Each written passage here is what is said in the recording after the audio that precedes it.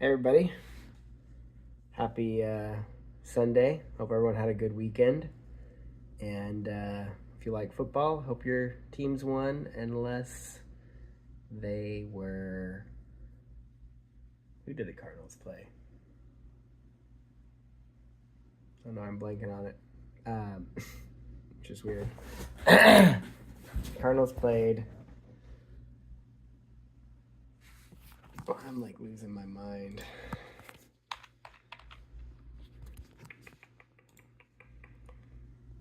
The Bills, yes. Unless you're a Bills fan, in that case, I hope your team lost, even though they did win. Anyway, so I promised that I would do an update, long form story of Luke, and so that's what I'm going to do. I'm going to tell the whole story from the beginning. You probably listened to a lot of this already before, or if you attended the funeral or listened to the funeral, you've already heard all of this mostly. There'll be a few extra tidbits that I didn't get added in, just because I was trying to finish up, even though I ran pretty long at the funeral too. Not sure how long this video will be, but you'll likely have heard most of this already. So if you don't listen to it, that's fine. You're probably not going to miss much, but there will be a few things that I don't think I've ever said before that I will add in. Mostly, I think at the end. Anyway, so let's just get into it. So obviously, Luke,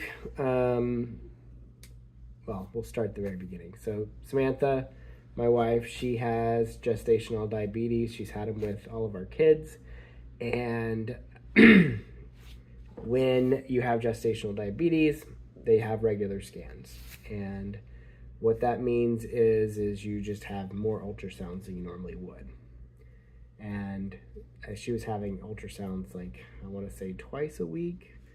And somewhere around 35 weeks, one of the ultrasounds found a mass in Luke, in his abdomen. And it was around 4 centimeters at the time. And I remember I was working, and Samantha, came and talked to me and told me about it. And, my heart kind of sank. But at the time, for whatever reason, when I heard mass, I don't think I was thinking cancer. I was just thinking there's something in there that shouldn't be. I was obviously worried because it's bad to have things that shouldn't be there, but cancer wasn't what I was thinking. I don't know why. Anyway, from that, we then, her doctor said, hey, we're going to do regular ultrasounds, but we're going to refer you to a specialist. So we went to a specialist. They did another ultrasound and confirmed, yes, the mass was in fact in Luke. And when we talked to him, he referred us to Phoenix Children's, just because it's, not normal for babies to have masses before they're born, for have masses at all. But he did give us some hope. He basically said, I don't think this is cancer, because the mass is, when we look at it in the ultrasounds, it's not very vascular. And if it was cancer, it would be really vascular. Which then I was like, oh, this could be cancer? But, it's probably not. It's just the benign mass. I guess this happens sometimes, not really sure. And so then we got with Phoenix Children's, got a meeting with a neonatologist, and they recommended that we do an MRI. So we got an MRI done. I want to say this was 36 weeks is when we actually had the MRI done. And when they did the MRI, Luke did not like the MRI, and he flipped breech during the MRI. And we thought he was going to be breech because of that, because he had flipped breech. That's just a tidbit to add in there. So anyway, he flips breech, has MRI. Samantha goes in and looks at the scan results before we talk to a doctor or surgeon, because during all this we know there's a mass. We're assuming surgery, like we're assuming everyone's talking about surgery to get it out, and the main question is what is this mass impacting? Is it preventing him from being able to function normally? The main biggest concern was, well, I don't know if it was the biggest concern from them, but for me was, it was like maybe blocking his bowels, and so he couldn't survive on his, once he's out, and so they might have to go to immediate surgery. So we're thinking it's benign, but it's really a question of, will this be an immediate surgery that needs to happen? Or is this something that, maybe we have a little bit of time to diagnose and figure things out? Anyway, Samantha reads the results and hears it's neuroblastoma. Up until this point, we had assumed it was benign because it wasn't vascular and no one was saying cancer, really. No one was saying cancer. So then we see neuroblastoma. Our hearts kind of sink. We're thinking, okay, this is cancer. But when we talk to the surgeons, they're like, hey, neuroblastoma never happens. It's super rare. But we have treated neuroblastomas here at Phoenix Children's. And, we've had surgeons who've removed them. And we've been, I think they said they've been 100% successful with all of their cases, which I think is only like 6 or 7. But they're very optimistic that they'd be able to treat it and get it out and all this. But they were saying, hey, like, this MRI is an MRI of, a baby in utero. It's not the best. We can't officially diagnose it until he's born. And so we're like, okay, should we expedite the being born process? And up to this point, we've been tracking his mass every, twice a week. And it's basically growing a centimeter a week. So it's growing super fast. And I'm thinking we need to get him out because every week is another centimeter. And, it's 5 centimeters now, but, give a few more weeks, goes full term at 6-7 centimeters. The chances of it being more of a problem are higher. But when we talk to the surgeons, they're like, well, it's whatever the gynecologist says. We're surgeons. We're not in charge of that. We'll defer to them. And then when we talk to her, she's like, well, we're not really worried about it either. We've had scenarios where things are in bellies and it, you can birth naturally and it's going to be okay. And we're like, what the heck is going on? Like, it's growing. It's not even about because we were worried, okay, he's got this big mass in his belly. Him going out the vaginal canal won't work. It'll be too big or whatever. And they're like, yeah, no, it'll be fine.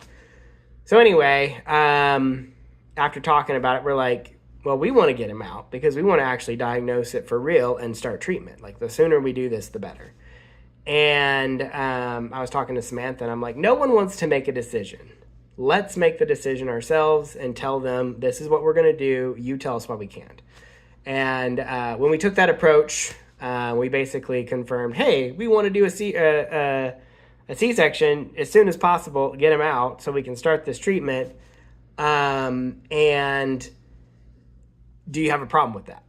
And basically, I was like, well, yeah, no, there's no reason why we can't do it. He's, he's close enough that it's not like a preemie or anything. So let's just go ahead and do it. So anyway, we had a C-section plan, 37 weeks. And that's kind of the big moment. Now, remember, the thing we were most concerned about, or at least the thing I was most concerned about, was him being born. The mass was directly impacting him in some way, mostly his bowels, so that he couldn't poop and he'd have to go to immediate surgery. That's what I was most worried about. And we were at a hospital that did births, but they weren't Phoenix Children. They did have a surgeon on site that was like, yeah, we've done surgeries and we could do it. But I was like, well, and we know there's a pretty big mass at this point, and it was going to be a more complicated surgery. So, like, we're thinking we really want the best surgeons doing it, not just a surgeon over here at a children's hospital, but not a official children's hospital. Like, it's a regular hospital too. So anyway, we had the C-section. He's born. I remember him coming out and crying and acting very normal, just like all the other babies that we've had, and just like feeling like a relief that he's, probably not going to need immediate attention. Like, there's a good chance that we'll have a little bit of time to work on it, and it won't be like, we got to cut him open right now, which is what I was most worried about. It's like, give him a break. And up to this point, we're still thinking, we're going to go home soon. This is going to be a quick little surgery. No big deal. So everything's looking good. He's crying. He's acting normal. And Samantha they're like, okay, we got him. Everything looks fine. No major concerns, but we're going to go ahead and take him to do some scans. So they'll do a CT scan and start doing some of the diagnostics to find out what's wrong and to confirm what we think is true. So they took him to their NICU and did all that. Samantha's, in recovery and wanting to see him, but obviously he's in the NICU. So I went and saw him, and, he seemed okay. Samantha's determined to see him, so she gets up, pulls her IV out herself, and walks over. It's been like 12 hours since the C-section. Walks over to see him. I can't remember if she breastfed him there or if she breastfed him right after he was born. I feel like it was at the NICU, because I think at the very beginning, they were kind of moving things too quickly and she didn't have a chance, but I could be wrong. I don't 100% remember. But anyway, he did get breastfed and he latched on and everything was looking really good. And we were like, great, we got this great baby. He's going to be a great eater. Everything's going to be wonderful. He's in the NICU there, and then he pukes it up. I don't think it was like immediately, but it was a little bit later. And it was pretty clear that he couldn't hold the food down. They also confirmed, yes, he has a mass, it's big, it's all these things. And so I'm talking to the people in the NICU there, and they're like, so you're planning on going to Phoenix Children's, and right? And I'm like, yeah, like I'm like opening the door at all for them to do any of the major treatment there. I'm like, let's get him over to Phoenix Children's. Clearly, this isn't going to be just because we literally were thinking maybe everything will be fine. We'll take him home. Then we'll come to Phoenix Children's in a week or two and, we'll take care of it then. Like, that's still what was in our head at that time, or at least it was in my head. But it was becoming more and more apparent as things are going that this is just, it's not going to be that way. It's going to be straight to, intensive care. So I want him at Phoenix Children's because obviously they are a better hospital. They have better surgeons. They're the people we've been talking to, the neonatologists and the experts over there. So we get him transferred to Phoenix Children's. Samantha calls her doctor and has her discharge her much earlier than normal. I think it was literally that day. I think she might have been there for I think it was less than 24 hours. She gets discharged. They send him over to Phoenix Children's. We drive over to Phoenix Children's, and they start doing more stuff to They redo the scans.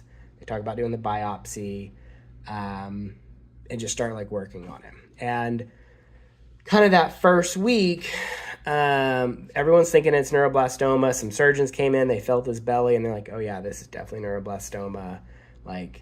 We do this all the time. We met with a surgeon. They're like, okay, so here's what it is. One thing they did tell us, though, is this is a really large mass in a really scary part, and it'd be a very high-risk surgery. So while we could do it, we don't want to do it unless it's life-threatening. And right now, he's stable enough. And that's when we started talking to oncologists, and that's when they're like, okay, we might need to do chemo. And when that kind of came in, I don't know, that was day 2 or so at Phoenix Children's, it was starting to hit home that this wasn't going to be a quick little go cut it out. We're going to go home and everything be fine. Like, we're still kind of hanging on to that a little bit, but it's starting to feel like this is cancer, traditional cancer. We've got to do chemo. We're going to be here a long time. He's not eating. We're working through it. We started putting in, the NG first. Tried feeding him that way. That didn't work. Then they went to NJ. Then we had NG to just kind of get pressure off his stomach. They got him on TPN really quickly, which is just a way for him to have nutrition. So he was stable. He wasn't he was okay, but he also had all these interventions that they were doing. And we were all trying to figure out how to get food in him that he could tolerate. And during all this time, they did a biopsy, and then nephrology came in and said, hey, we need to put in a nephrostomy tube, which was kind of a surprise that, during that first week, really everyone was figuring it out for the first time, and there's, 20 or so different people involved. They didn't communicate super well. And so we hear one thing from one person in the morning and then another thing from another person. I remember one day, doctor was like, hey, we're going to go do surgery. And then a few hours later we moved with oncology, and they're like, we're definitely not doing surgery. We're going to be doing chemo. And we're just back and forth and all this. But somewhere around Wednesday or so, things kind of were starting to settle in. We were starting to think, or at least I was thinking, okay, it's neuroblastoma. Yes, this sucks. Yes, this is going to be kind of a longer journey. It's not going to be just going home. No big deal. But they've treated this before, and there's a pretty standard process. You give them, if we caught it pretty early. And we caught it before he was born, so you can't really catch it much earlier. It only existed for 2 or 3 weeks before we caught it. And so I'm thinking odds are really good that we just, take care of it. So I believe it was Thursday. And while all this was going on, I was, putting updates out there, talking to my family and then Samantha's family. And I got tired of telling everybody, people were like, so what's going on? Because everything's changing every 5 minutes. And so I'm like, I'm going to just start a group and invite everyone from my family and from Samantha's family. Because we had our own little private family groups on both sides that I was in. So I was copying and pasting and dumping into each group. And I'm just like, I don't have time for this. So I'm going to make one group. If you want to get the updates, you join my group, and I'm going to do it once. So I started the group, and this is the group that I'm going to post to that now has tons of people in it. And then it started adding more people besides just family. And there were other people who started to want to get updates and see what's going on and pray for us. And Melody, I remember talking to her, she mentioned that she had a friend who had a kid with cancer who got treated at St. Jude. And I remember thinking, Phoenix Children's is a great hospital. It's neuroblastoma. This isn't a big deal.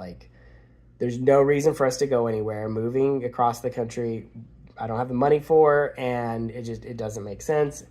And so I remember talking, it was maybe just in passing, but I remember being pretty firm, Phoenix Children's is a really good hospital. We're not going anywhere. We'll take care of it here in Arizona. Arizona's a huge city. We have great people here. Well, all this happens, he gets his nephrostomy tube in, he's under anesthesia, they do the biopsy, they're doing all this stuff. And then we meet with oncology, and they let us know that it isn't neuroblastoma. And obviously we were having ups and downs and emotions this whole time, but up until that point, I was pretty confident that we got this under control here in Phoenix Children's. And it was just sucky because we were still hoping that we were going to be able to just take him home and be benign and no big deal, but clearly that wasn't the case. We're actually going to probably need to do chemo. I think realizing that we had to do chemo, that was a big downer. It was I finally gave up on just like, this is going to be fine. It'll be quick surgery. We'll be home in a few weeks. And then it's like, okay, chemo's like three to 6 rounds, and each round's a month long. Like this is going to be a long process. But I still felt confident that we were caught it early. Everything was fine. Then they tell us it's not neuroblastoma and it's a sarcoma instead. But our oncologist was a specialist in neuroblastoma and sarcomas. So I felt still good that we knew what we were doing as far as treating it goes. And I remember I was sitting in the room with, the oncologists and, several doctors. And I was like, and I had been doing some research, different things. And I was like, hey, do we need to be going to like a specialist cancer research hospital? And they basically said, no, you don't need to leave. Like, we can treat this just like anywhere else, This doesn't happen. Really, no one knows what they're doing here. But we're confident and we can take it on and we'll make a treatment plan. And, we want to treat him here. So I was pretty on board with it. I remember thinking, it's a shot in the dark. It's a great hospital here. If he's not going to make it here, he's not going to make it somewhere else either. So let's just stay here. Like, I'm not going to go and I remember there was a hospital in New York. I forget the name of it, but that I looked up that did,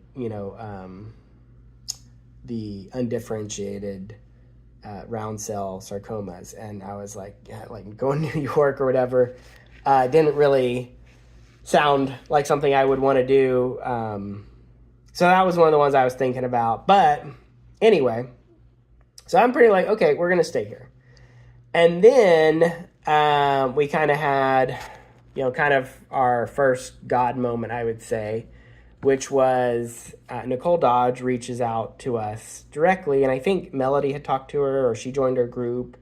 I can't remember exactly how it happened, but she reached out and basically gave me a rundown about St. Jude and how great they were and recommended that we really consider them. And I'm still like, I think I literally wrote a message. I reread it and was like, thanks, but no thanks. I'm sure St. Jude is great. We're at a tier 4 hospital. It's just the same. It's going to be the same thing.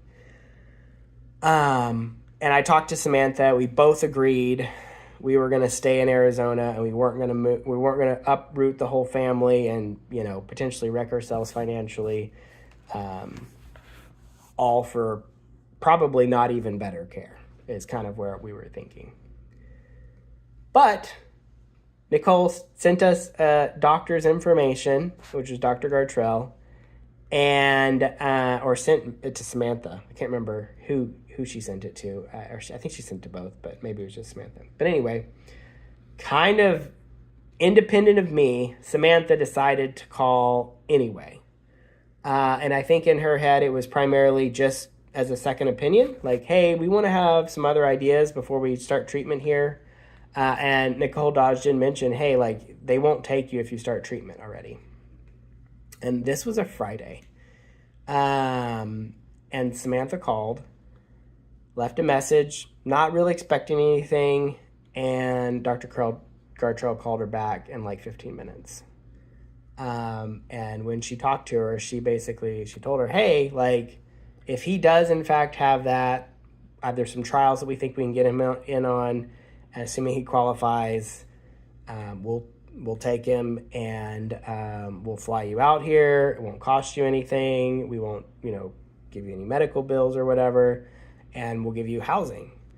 And the one thing that she did mention, which was really important, was at St. Jude, they have, where they give them cancer treatment, they also have a parent room, which is next to them. And at this time, we're in Phoenix Children's on their NICU, and by this point, they moved us into a room. But before that, it was literally on the floor with a little pod of little babies. And there was no place for us to sleep or be there. And we were like, hey, we're going to need to be doing chemo. And just the thought of leaving him, at night, or even, just leaving him at all while he's going through that, was not something that we wanted to do. And when we heard that St. Jude had the option for a parent room, we kind of talked and we're like, all the reasons we thought we weren't going to do it, which is mainly we couldn't just afford it, like being able to up and leave. And, I knew this was 6 months, like where would we stay? And like none of that, those were all things that just seemed like impossible hurdles. When she cleared all those and said, hey, that's not an issue. Like, we got you covered. You just have to come. And while he's having treatment, you can literally sleep in the same room as him. We talked about it and we're like, if he doesn't make it, we will always have regrets. So because of that, we have to go. Like, we just have to go. And at the end of the day, this was Friday. I mean, we're talking, I think it was like 2, and we were potentially starting chemo that evening or that Saturday. And so all I can say is it's just a God thing. Like, the fact that we were able to, the fact that all that happened to change our minds, and just to be in contact, people respond, and like all that happened so quickly, it's unexplainable outside of God wanting us at St. Jude. And so we said, let's do it. And we went back into Phoenix Children and we were like, hey, we're leaving. We're assuming this is what it is, and your pathology is correct. We're going to St. Jude. We need you to send everything over to them because I'm still worried. Like, his tumor's growing fast, and I am wanting to start treatment as soon as possible. Like, I'm like, if we're going, we got to go quick because we got to start treatment over there. Like, we were supposed to start treatment now. So we got to go quick. And I remember talking to the doctors at Phoenix Children, and they were like, sure, yeah, we're friends with everyone. It's no big deal. Like, and I'm like, no, like, I need you to do this right now. And then they kind of like they realized, oh, like, you mean like right this very second. And it was interesting. So we got things moving, and we were we had an on-call oncologist that wasn't our normal one who we met with. And she's like, hey, I actually worked at St. Jude for a while. I think she did some of her training there. And she's like, oh, Dr. Gartrell, I know her. And yeah, I'll get all your stuff over to her and, let them know. And so it was super, super wonderful because we were able to just be like, all right, you're going to take care of that for us. And we'll get this plan moving. Gartrell got with travel and like arranged everything. So then Saturday, our oncologist from Phoenix Children's was like, hey, like, let's meet before you do all this, and we're going to tell you, what's going on. And so we're like, sure. Yeah, I mean, like, we made up our mind, but we will listen. So we sat down with her, and she kind of gave us the treatment plan and outlined it would be this, and it was kind of like, hey, and at St. Jude, they're going to just do these things, and you don't know what's going to happen, and it can be really hard on Luke, and I want to go a little slower, and all this. And we're like, thanks, but they have a parent room, so we're leaving, basically. But going back, when we got back home, I looked at the treatment plan. And, after being at St. Jude for a while and learning about cancer and his treatment, the treatment was much, much more aggressive at St. Jude. And I would have been very surprised. I'm positive that if he had stayed at Phoenix Children's, his tumor would not have shrunk, probably. It might have kept growing. And I'm sure our time with him would have been so much worse here than it would have been there. Independent of the parent room, he likely would have been in pain and super bloated belly, and it would have been horrible, I think, if we had stayed here. So God sent us to St. Jude so that we could have time with him. That we wouldn't have had here. So we went to St. Jude. And when we got there, everything kind of happened really quickly. I mean, we're talking from Friday to Sunday night. We packed our bags. I ran over to the store, got some giant suitcases, loaded everything up, and we were on a plane the morning of Sunday. It was a connecting flight, took all day, but we got to St. Jude, I think it was around 10. And it was very different from where we're used to at Phoenix Children. But I remember during that time, he had pulled out both of his tubes, his NG and his NJ tube. So he wasn't able to eat anything, and he didn't have his tummy. He was having his NG to let off pressure, and he had pulled all of them out. And when I came over to housing, or it was a little hotel, it's Tri Delta. I came in that night, and Samantha's all worried about him, but she was there, and she was telling me she didn't know what to do. They weren't able to fix it. They didn't know what they were doing. They didn't know how to put the tubes in or anything. And so she's like, "Can you go over there?" I'm like, "Oh yeah, I'll go over there." So I went over there, and not knowing where I was or anything, just got on a shuttle and tried to get people to show me where to go. And I went up there, and they just let me in, which was weird because I was used to being at the NICU. And you had to show your ID, and it was the security was much, much higher at Phoenix Children's than it was at St. Jude. They were like, "Oh yeah, you're Luke's dad over here." I'm like, I didn't show an ID. How would you even know? So they're more trusting, I guess. How would you know if you weren't him, I guess. But I went in and saw him, and he was crying, and he was just having a really hard time. And so I'm picking him up and just calming him down as much as I can. And I remember being like, "Guys, we got to put he's mad because he's got all this pressure on his belly, and he can't, we've got to put the tubes back in so that he will feel better." And he was having a hard time. And then somewhere around 1 a.m. he puked up a bunch of nasty bile, and then he felt better. And he calmed down, and I was like, "Okay, he's all right now." And I'm like, "You guys need to figure this out though. We can't wait any longer." So they got someone over from, why am I blanking on it? But the PICU floor, they came and looked at him. I don't think they actually put in any tubes that night, but I was pushing for it. Anyway, because he puked, he was okay. He calmed down. He wasn't just crying uncontrollably. I left him and went back and went and slept. And it was weird because when we had been at Phoenix Children's, we would leave Luke overnight because that's what we were used to. They didn't really have a spot for you. And so we're used to not being there at night. And so I left.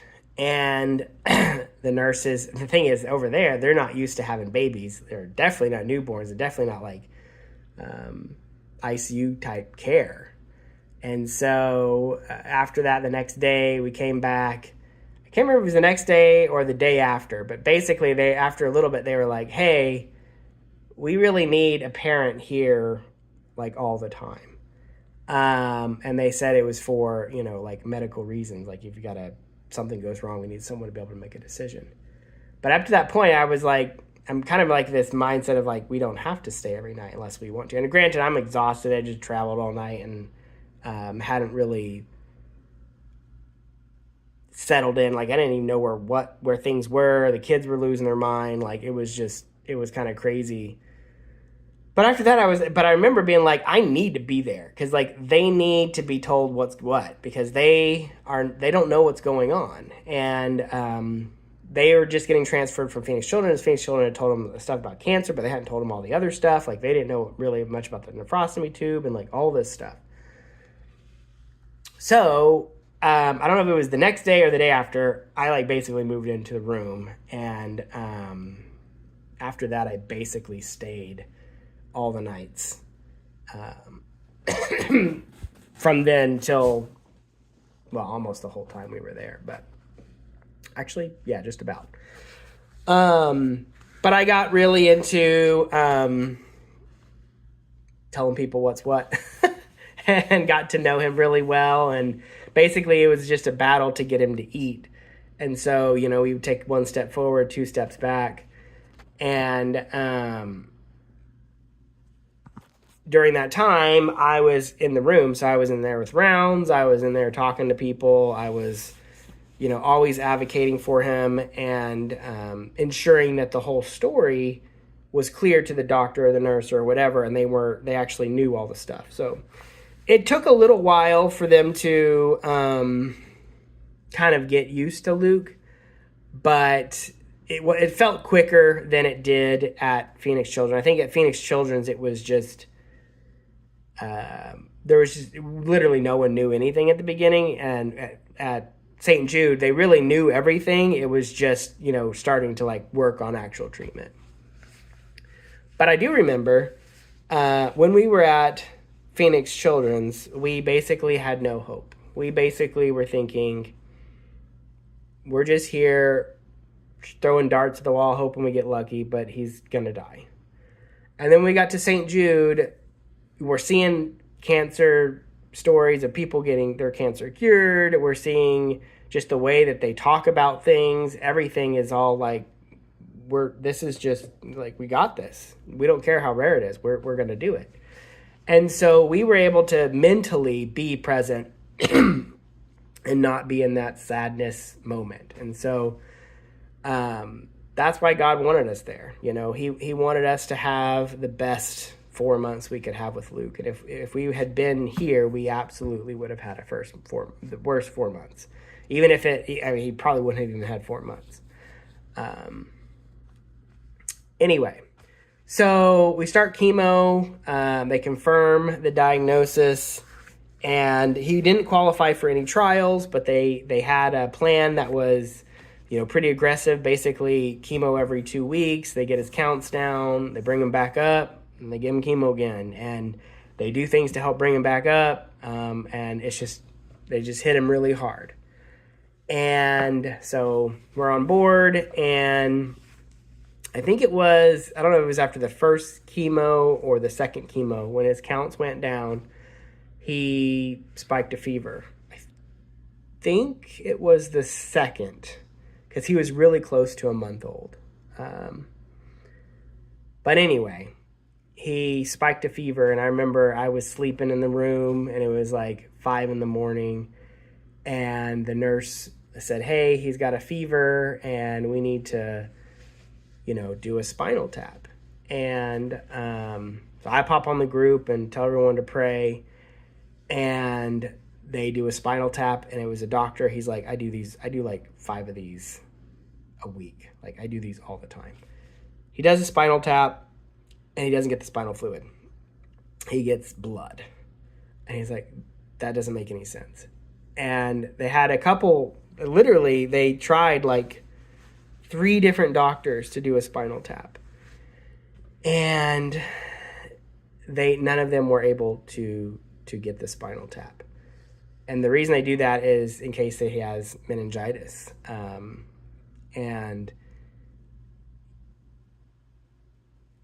so they put him on antibiotics and things, basically to protect him from that. But I remember basically asking everyone to pray, and shortly thereafter, I think it was literally an hour later, his fever was gone and he was totally okay. And part of that probably was antibiotics. But I think part of it was also God listening to everyone praying. And at this point, our group had grown quite a bit. We were, I don't know if we were several hundred people, or maybe, 600-700 people, quite a few. But I remember it being a lot of people that were praying. And it was impactful to me just to see God moving while we were asking for something. So I call that God moment 2. I don't know, and there's 7 God moments that I'm going to highlight during this story, but that was God moment 2. he was fine. The antibiotics took care of everything. He didn't have meningitis, as far as we know. We never did get a good spinal fluid. But what they did find afterwards, and I remember talking to this doctor, he's like, I do these all the time. Like, this makes no sense. And I'm like, well, this is Luke. Nothing about him makes sense. And he's like, there aren't blood vessels there. Like, why am I getting blood? They did scans and found that there were blood vessels there, and that basically his body had grown some extra blood vessels because of the tumor, that made it much harder for him to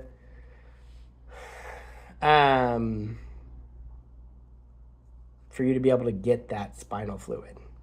And I think you probably would want to do it with ultrasound, and even then it might have been really hard. They basically didn't try because they had already put him on enough antibiotics that they're like, the spinal fluid would be clear, and we would just waste our time at this point. Anyway, one thing I want to highlight too is when we got in there that first time, that first like month and a half, we're just like trying to get things settled. And at St. Jude, they like to send you home, so you have time with outside of the hospital. It's good for your mental health, good for the patients, good for everybody. But he needed so many interventions that we basically were in the room for weeks and weeks and weeks. And the room we had gotten was 5103.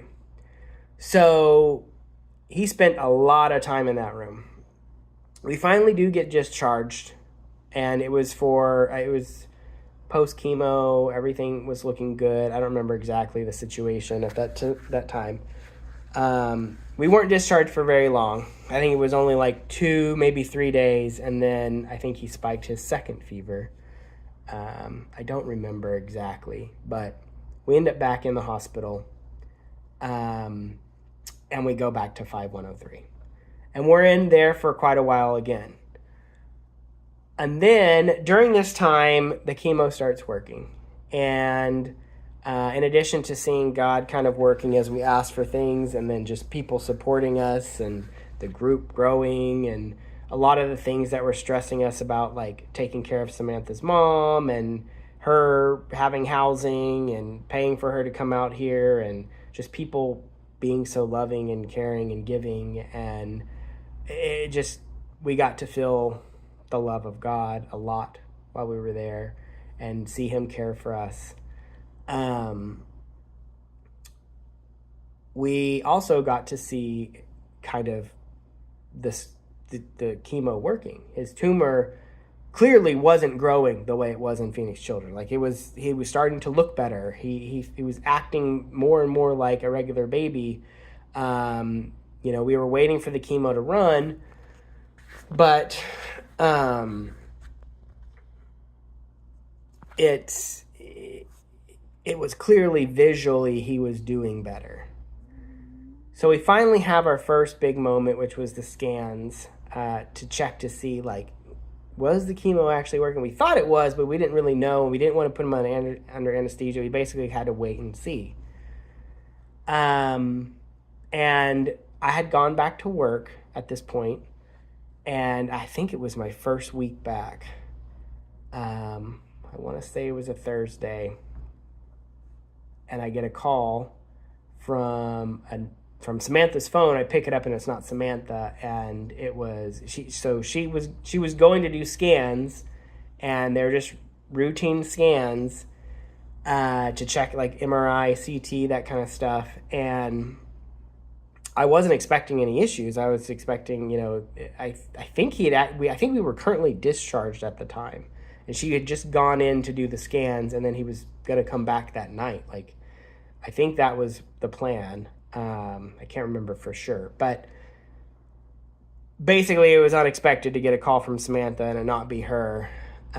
They told me to come to the infusion center, which is like their outpatient urgent care over at St. Jude, where he was being monitored. And I knew he already had the scans or everything. I hear her crying in the background. I know something's really bad going on. I don't remember exactly what they said, but I think I was on like a check-in, like a daily scrum. I just hung up and left, just stood up and left. And And, I wasn't running, but I was walking super, super fast to get over there. And I'm praying, God, don't let this be it. Didn't bring us all the way here just for him to die, with a scan. So we get there. I can't remember if I posted on the group then or if I posted on the group when I got in the room. I remember talking to a nurse, and she said, I can't remember if she said they were doing chest compressions or not, but they basically, I remember asking, is he gone? When she said, oh, your dad, and she started walking me back, and she said, no, they're working on him. I think that's what it was. I was like, is he gone? And they're like, no, they're working on him. And so I don't know what that means, but I knew that it wasn't good. And there was a whole bunch of people, and it was just a lot going on. So they take me back to the room with Samantha. Samantha's bawling, crying. Then I think it was then that they came in and said, we're doing chest compressions on him. And so, I'm crying now. We're both crying, thinking, and it's been a while. Like at this point, it had been, I walked all the way over, and I'm in there. I'm like, this is it. And then they come in. There was a nurse, Kristen, who started praying with us. I can't remember if she asked or what, but anyway, we were like, yes, absolutely pray. And I had asked for people to pray on the group, and she's praying, and then a nurse comes in, or I think it was his doctor actually. I forget exactly who it was, but they said he has a pulse, and he came back. And he went to the ICU, and I remember seeing him. He was kicking and screaming, and he was angry, but he had a lot going on. And so they put, a breathing tube down him and basically intubated him so he could recover. But he was there. And so we were really worried, brain damage. We thought, maybe, he wouldn't be himself at all after this. And he was, in the ICU for like a week at recovery. But anyway, during that time, I'm calling that God moment number 3, which was he came back. And it was pretty shortly after I asked everyone to start praying that he came back. And he was out for 25 minutes, which is a ridiculous amount of time. Like, he had no business coming back. All I can think is he went and saw Jesus, and Jesus said, your work's not quite done yet. And so he sent him home, sent him back with us. And then we also find out at the same time that his tumor has shrunk pretty significantly, like more than 50% of the total mass. I want to say it was like 67% of the total mass of the tumor has shrunk. So he dies, and then his tumor shrinks. So it's like good and bad news. And we got these big ups and downs. But during this whole time, even after that, like since he didn't die, like I was like, okay, he didn't die. Now he's never going to die. Like I've got 100% confidence that everything's fine. And we got to just be in the moment and love him hard. And it was pretty awesome considering the situation that we were able to actually be there. And I remember people were like coming and talking to me like, hey, how are you doing? I'm like, he's fine. Like he's okay right now. Like, why would I not be fine? So he recovers in the ICU. We put him on Keppra. We start, they did checking his brain and all these things, and he just seems okay. And I remember the doctor, Gartrell, being like, there's all this stuff going on, but we just look at him, and he's like, I just say, look at him. Like, he's doing great. He looks good. He's acting like a baby. So let's continue the plan. And so, like, the big next move after that is going to be surgery. And so we've been waiting for surgery ever since Phoenix Children. Like, that's been the thing we've literally been thinking about and waiting for since he's born, literally before he's born. So that's the big moment we've been working toward this whole time. Well, he's in ICU, and because all this, they do some scans on his brain, and they notice, they think he had a stroke, and they saw some spots in his brain that they thought was from that event. They figured, well, okay, because this has happened, he has some stroke spots, we got to monitor it, all this stuff. Well, some time goes by, we get ready to have his surgery, and the plan is, okay, let's do new scans. They do new scans, his tumor shrunk even more, but they look at it, they did an MRI, like literally he was supposed to have surgery like the next day, and everything was planned to go, but they did an MRI just to double check because the fact he had issues with his brain from the coding event, and then they notice what they think are new blood clots. They're just little dots, and they're like, we think they're blood clots, but we need to put them on blood thinners, and so we should hold the surgery. So during this whole time, like we've been working so hard for him to gain weight and be able to eat and like be like a normal baby, and he's doing better than he's ever done. Like he's eating. At this point, we had pulled him off the intestine feeds. He was just on stomach feeds. He was getting his full feeds, and he was just doing really well. He was getting happy. Everything, he actually got like a full belly type feeling a little bit. You could tell, maybe not actually full belly, but he wasn't feeling hungry, and just a lot to be happy about. So when they decided, they're like, hey, we've got these concerns. The whole point of that was he had gained weight.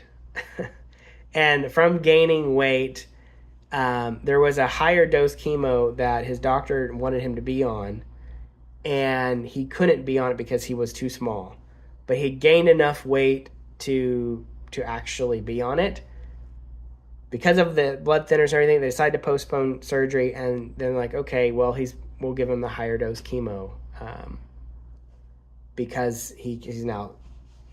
We basically didn't want to wait holding chemo at all. We'll go for it, and it being the higher dose chemo that he'd been waiting for, or his doctor been trying to get him to have, and that one was pretty rough. That was a pretty rough chemo, but it did actually shrink the tumor another like 50%. And this was kind of that. This was like the pre-check. We saw the clots in his brain. We thought we'd get taken care of with thinners. It was that 2 weeks right before kind of everything went down. And we're still like hopeful and happy, and everyone, I was thinking everything was going to be fine. So then we're just waiting for the surgery. I'm mostly worried at this point about the surgery itself, because I still know it's going to be a complicated surgery, and I'm worried they're going to make a mistake and he's going to die on the surgery table. Like, that's what I'm worried about, not his cancer at this point. I'm like, he's been through everything, the tumor shrinking, like he's a tough cookie. And so then we have surgery planned for, I want to say it's the 15th or 16th. We didn't have an official date, but they wanted to do one more set of scans before. And that's when they find out that these aren't blood clots. These are tumors. And there's a whole bunch of them, not just one. Like, there's more than 10. And our doctor at that point was like, hey, we don't think, we think that this is probably tumors. These aren't blood clots. He's probably not going to make it. We can try this other chemo, or we could just send you home.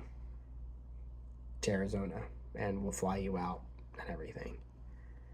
And I remember thinking, like, I don't want to go home. Like, home didn't feel like home anymore.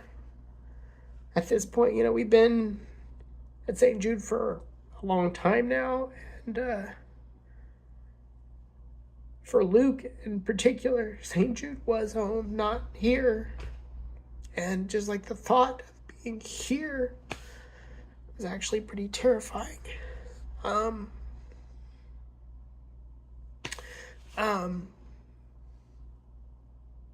So part of it was that. Part of it was I wasn't ready to give up yet. So I was like, well, you know, we've made it this far. Well, he wasn't supposed to make it anyway, so let's just try this other chemo. And so his doctor said, okay, well, you know, before we do anything, we should do a biopsy just to make sure that this isn't something else. Like, nothing about Luke makes sense at all, ever. So they planned on the biopsy for Monday.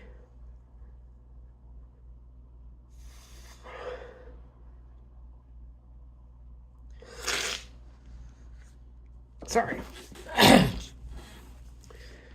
So I remember that being maybe the first time since I'd been at St. Jude that I started to actually lose hope that it was going to just be okay. Because even like when he coded, he came back. I mean, that was for like literally like 10 minutes, 20 minutes, and then he was back. So that, like, for that 10 minutes, I wasn't sure, you know.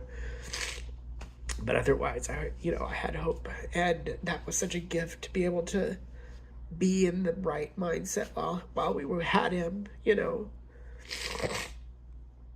But then this happened, and you know, he's been through all these things. I'm thinking that, you know, we have time still. I don't know how much time. No one really knew. But we're going to keep fighting. And so I wasn't telling everyone, like, hey, come out here right now, because this is all, you know, going to happen or whatever. But everyone just showed up. Samantha's brothers came. Her dad came. My sisters came. All my, you know, support people. My cousins in Memphis showed up. And I call it God Moment 4, you know. That was just unexpected for everyone to just come. Because it's not like he hadn't coded before, and like his whole life has been a battle. Like, yes, this was a bigger battle, but at the same time, this was what he's been doing this whole time, and people weren't just showing up. So everyone shows up, and it's kind of like icky and gross in Memphis. It's, you know, August, and that weekend was gorgeous. It was, I don't know, it was like 80 degrees. It was probably the 2 nicest days that I had there for the past month and a half. Everyone shows up. We decide to take Luke to the zoo because we love the zoo. And Melody or someone was like, hey, we should see if we could get some pictures. Maybe we'll post on the group and see if, you know, anyone knows anybody who could do pictures. Someone I've never met before in my life decided, you know, we're talking like an hour's notice to take several hours of her day and come to the zoo and take pictures of us. Which, you know, it's just a God thing, because we got to have family pictures, which is something we hadn't been able to do really ever. Because it was too hard to get everyone together and everything. You know, we're always battling. So to have a gorgeous day. And Luke to be okay and have a good day with like a ton of my family and Samantha's family, all of Samantha's family just about, and be able to like have family pictures. And I've got really good pictures of us as a family now because of that. So that's 100% just God deciding to give us that gift.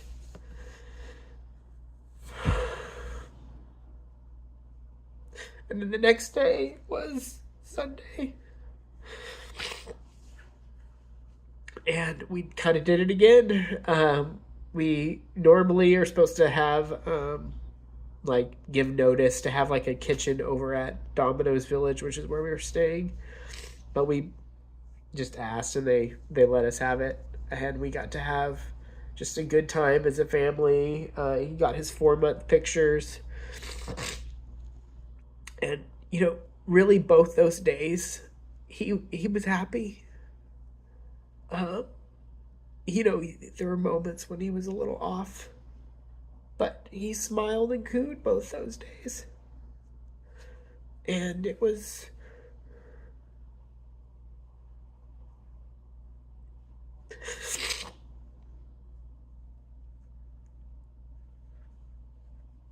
even though it was really hard, because we knew that it was not good. You know, I still had hope that, you know, maybe it wasn't the cancer, or maybe it was, and then this new chemo that we did would work. I mean, literally no one had ever tried it before. So, like, who's to say it wouldn't have worked great, right? No one really knew. So we had a great weekend. And then Monday, we took him to Le Bonheur, and he had his brain biopsy. And I remember going to Le Bonheur, it was just like, this isn't St. Jude. You know, like, their doctors and surgeons are good, but it's not St. Jude, right? And they told us that, and we knew, and we were okay with it, yeah, obviously. But when he was post-op surgery, and they're doing their vitals, I remember after he had a CT scan in the morning, everything looked fine. They did his biopsy, and then post that, everything seemed okay. We came in the room, you know, he's in post-op and things are looking okay. I talked to the surgeon, and he's like, yeah, we'll do a CT scan tonight, and if everything looks good, we can get you probably back to St. Jude. But then his vitals started acting weird, and his blood pressure just started going up. And Luke has always had issues with blood pressure just acting weird. They're hard to get, and sometimes they'd be high, sometimes they'd be low. He was on blood pressure medication, things like that. But when it happened this time, I just got a feeling that this time it was different, and it kept going up. And so then his doctor said, hey, we want to do another scan, a CT scan, just to check on him to make sure everything's okay. And I was like, sure, yeah, I'll go do the scan. And after he did the scan and he's in his room, I then see Dr. Gartrell there. And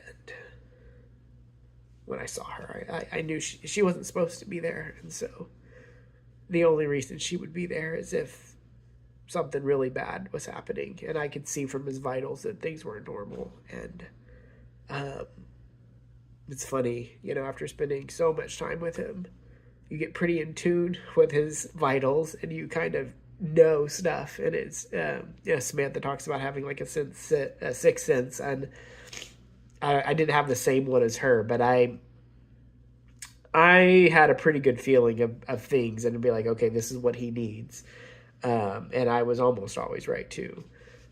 Just because you just get to know him. I mean, I spent the night with him almost every single night. And, during the time I was off, I was with him most of the time. Once I was back at work, it was we were on and off. But one thing that I can say, being able to be at St. Jude was we got to spend so much more time with him than we would have had otherwise. And I'm so grateful for that. So grateful to Dr. Gartrell for taking us out and saving his life the first time and giving us extra time with him. Even though it didn't work out in the end. I'll always be grateful to St. Jude. Because I'm sure that if we hadn't done that, it would have been a different story. And even if it had been the same story, it would have been a different story. Because we got to be all together as a family there in walking distance of his room. Whereas even here, it was an hour drive, to Phoenix Children's. Anyway, I'll continue on. So that all happens, and we kind of have this realization that this is it. And the doctor pulls us out of the room, and the surgeon does, and he says, with Gartrell, the weirdest thing has never happened before, totally unexplainable, but the tumor that he biopsied didn't bleed. It's acting normal, it's acting the way he'd expect, but all the other tumors, all at the same time, started bleeding. And he's like, we could do an emergency surgery tonight to try to let the pressure off his brain, because all this bleeding is putting a lot of pressure on his brain. But that's, really the only thing we can do. And there's just a whole bunch of them. So, it's not like we can go and just remove them or anything. And he'd just been through brain surgery. And at that was kind of the moment where I was like, okay, this is it, And I was like, I'm not putting him through another brain surgery, for something that maybe buys him another day or two, He had no confidence that it wasn't like, we'll do this and it'll heal him. It was like, no, we could drain some of the pressure, and then, he'll still die in a week. And so we said no. And then after that, we were like, okay, we don't want to be here then, we don't want to be at Le Bonheur while he's dying. And so St. Jude was there, and basically got it moved quicker than normal to get us transferred back to St. Jude. And I remember the ambulance came, and we wanted to go back to St. Jude, and they weren't going to let us travel in the ambulance with him. And I remember being like, he's dying. I'm not leaving him. And Samantha was the same way. We're like, we're not good. If you're going to take him, we're going with him. And well, we can, you have policy and blah, blah, blah. Well, Gartrell and St. Jude basically ruffled the right feathers and got the right approvals and sign-offs. I don't know if I signed something or not, but after a little bit, they did get us to travel. And I was like, if you're not going to do it, then I'll just put him in the car seat and take him in my car. He's that's not what I'm worried about, but I'm not leaving him by himself. So anyway, we get to go to St. Jude, and they take us up to the 5th floor, which is where he spent most of his life. And I remember asking Gartrell, because she was with us, I was like, what room is he in? And she said he's in 5103.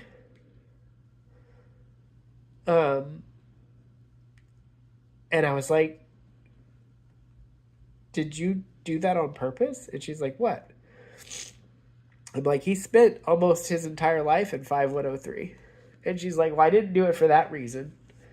Um, but that had to have been another God thing, because St. Jude treats literally like thousands of patients, and they don't have a lot of inpatient beds. Like total in the building, I think there's like 60 or 80 total rooms where they can actually take somebody. But they have all these patients that come in and out. And so the odds of you ending up in the same room twice are very, very low. The fact that we ended up in the same room twice early on was really low. But then for it to just happen to be available this Monday night is just incredibly unlikely. But that was his hope. And so when you think about being at hospice or whatever, you want to be home. And so, and it was also the largest room, and there was a lot of other, it was tied to like the family room, and it was pretty cool to have like room for the kids and things. But because we had a bunch of people there. But God let us go back to that room because it was home.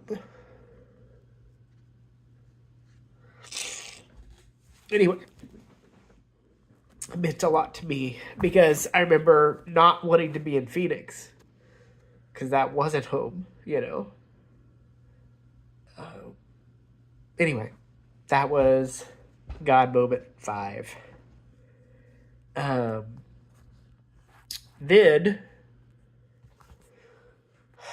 we were there for a day, and he wasn't going, and we were, starting to put him on sedations and things, and I kept hoping that maybe miraculously it would turn around, and so I didn't want to put him like all the way 100% out. I wanted to be able to give him an opportunity to recover just in case.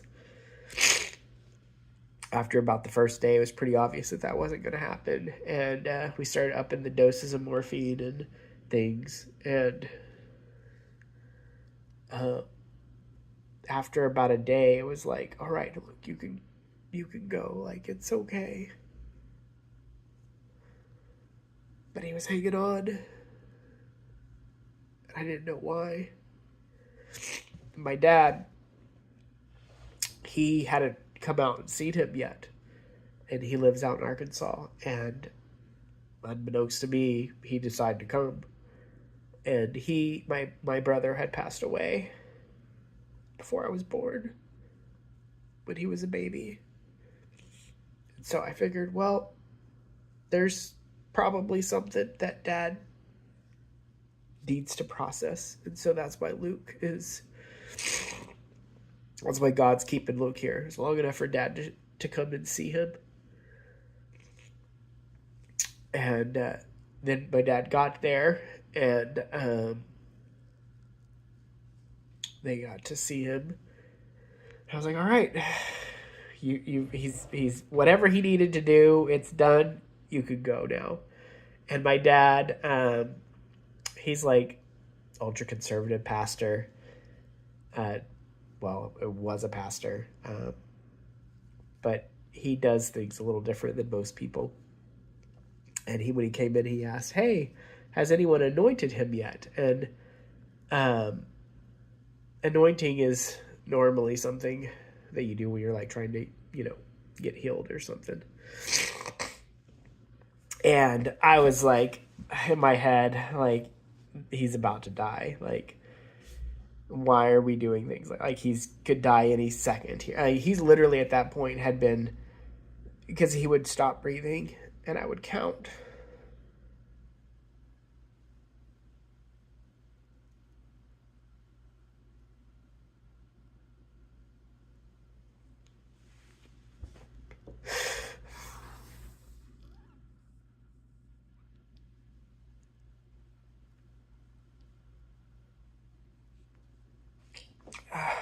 And he would hold his breath for like 40 seconds. And I'd be like, okay, this is it. That was his last breath. And then he'd breathe again. And like, what the heck? Like, how long can you hold your breath? I mean, he's barely doing anything. Anyway, that's about where he is. And so my dad's like, hey, has anyone anointed him? And I'm just like, whatever. I don't even care. When they decide to do it, I'll be like, no, or whatever. Well,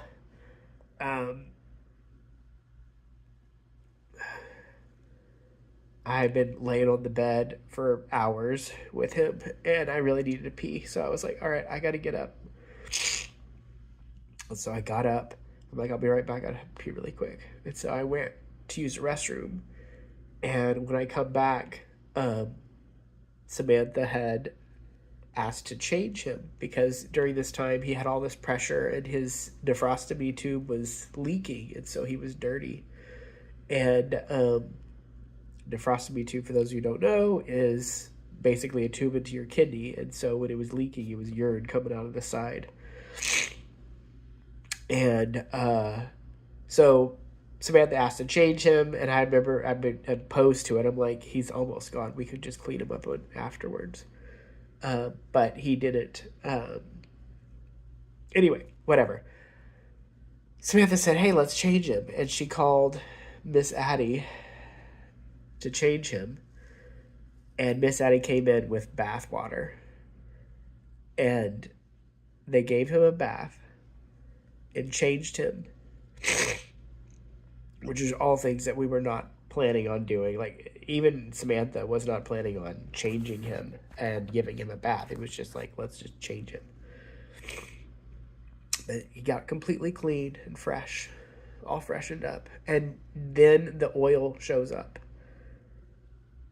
And Dad's like, okay, let me pray over him and anoint him. And at this point, I'm just like, we've just done all this, whatever. Let's do the oil. And I'm like, I'm really thinking, like, don't dump all the oil on him. Like, we just cleaned him up. And Dad just puts just a little bit on his forehead. And I remember being like, okay, that's fine. It was just a little bit. We can wipe that off. And as soon as he did that, he took his last breath and he left. He was gone. Like, literally the second that he got anointed. And so that's God moment 6. None of it made any sense. Other than God wanted him to have a bath and be anointed, and then took him after that. And there's some verses in the Bible that talk about being cleansed and anointed. I'm 100% confident Luke would have been in heaven no matter what. But it does talk about that in the Bible. And I think for, there were people that were in the room that don't even believe in God. And I don't know what they're going to think if they listen to this right here, but I don't know how you deny that was just, how you just say that was an accident. There's just like random happenings of chance. Like, none of this makes any sense for it to have just randomly happened. There's just too many things that are very specific. So then he was gone. And after that, we left. And the weird thing is, during that whole, there was a weird moment where Miss Addie, she, like, right after that, proclaims that the reason that this happened was that so that I could feel what it was like to be the father, like God the Father, and have his son die. I uniquely got to be a father that gave my son, not giving my son the same way that God gave Jesus, but, that whole parallel. And, for me, as someone who's a Christian, I always think about Jesus and not really the Father. I kind of think of the Father as more stoic and somebody who just, I don't know, is not loving the same way. I think of Jesus, like, Jesus loves me, this I know, not God the Father. But it was an interesting way to, I don't know if this is what allegory or parallel, but to really put in a different perspective, to think about what God the Father actually, like God the Father loved the world so much that he gave his son. And, you know, me having lost my son to like I would never give my son to save the world. But he did. And Addie called it out, and it was just like, who does that? Addie does. But I think God told her to do that. And it meant something to me in that moment, for sure, to just like have a different perspective. So then that all happens. Things kind of settle in, and all this is going on. And the weird thing is me and Samantha, as far as I can tell, haven't been like ragingly mad at God. And we had a weird peace about us this whole time, even now. It's different now, obviously, being away from it. But we felt held by God. And it's interesting because if you listen to a lot of Christian music, there's quite a few where it talks about being held by God. And they just have a completely different like meaning to what do you think of, you know, when you hear it otherwise. I'm just like, oh yeah, held, whatever. But then like when you actually feel it, it's just different. So that's God moment number 7, which was the final moment. And if you listen to the preacher at his funeral, he mentioned 7 moments, and it's because I had written this outline out, and I called him out, but I didn't get a chance to go through them all because I just ran out of time. As you can see, I'm at an hour and 20 minutes now, and but there were 7 that I had come up, 7 unique moments. The last one was just being held by God and having a peace and feeling, even in the midst of all of this, I don't know, just like a belief and understanding that God had a plan and that he loved us and he cared for us. But the interesting thing for the held thing that I want to highlight was Luke had a really hard life. I spent a lot of time with him. I spent almost every night with him, and most of the days with him. And at night he would wake up and he would cry, and he would have, you know, something that was, you know, they would do his vitals and he got pissed off or he didn't feel good. And I would get up and I would calm him down. And other people couldn't calm him down. I mean, Samantha could, but like a regular nurse or whatever, like they couldn't calm him down. It didn't work.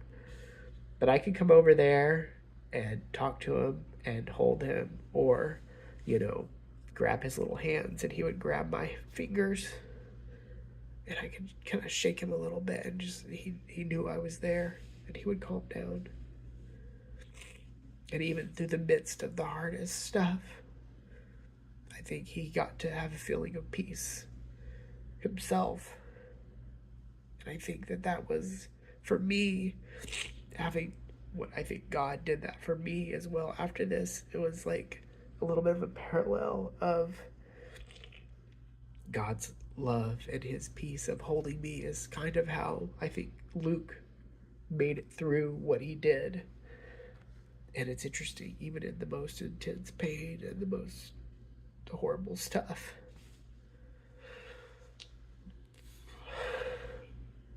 to have peace,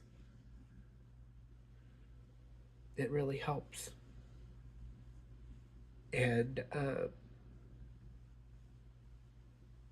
I think that because we were at St. Jude and because we were able to be with him, and even though he went through a lot, I think he had moments of joy himself. You know, he did. He smiled. He cooed. He was happy. He laughed. Most babies don't even laugh. I mean, some babies, you can laugh at that young, but it's not super common for a 4-month-old to laugh when they're getting chemo. So he was able to still feel intense love. And I'm just super grateful that we were at St. Jude and were able to do that in a way that we wouldn't have otherwise been able to. And, the two parallels that were kind of meaningful at the end for me was one, what was it like? God the Father actually really cares for all of us. And then the other is that feeling of peace and care and like being held, and how that I think Luke's life was a little bit of a parallel for that as well, for me personally. So yeah, sorry, I'm all stuffed up now, so I probably sound weird. I need to blow my nose, but I don't really want to do it on camera.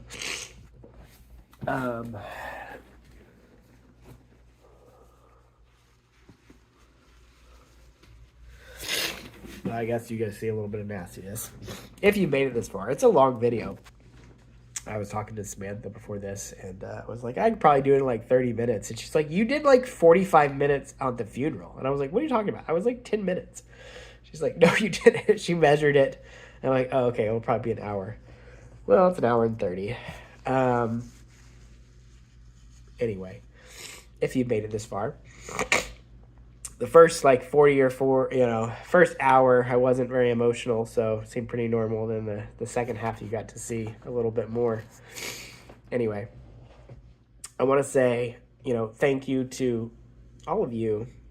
Part of that being held feeling is from all of you, the caring and the love and the just knowing the people that care about us has meant a lot. And obviously now I've got my own cancer journey. We'll see how that ends. Hopefully it ends here shortly and it'll be done and no big deal. That's my plan. But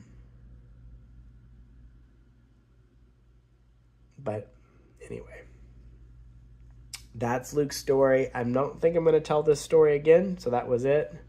But yeah, all right. Well, you guys have a wonderful week. Love all of you. And I'll probably give another update about me on the 25th or whatever. Bye.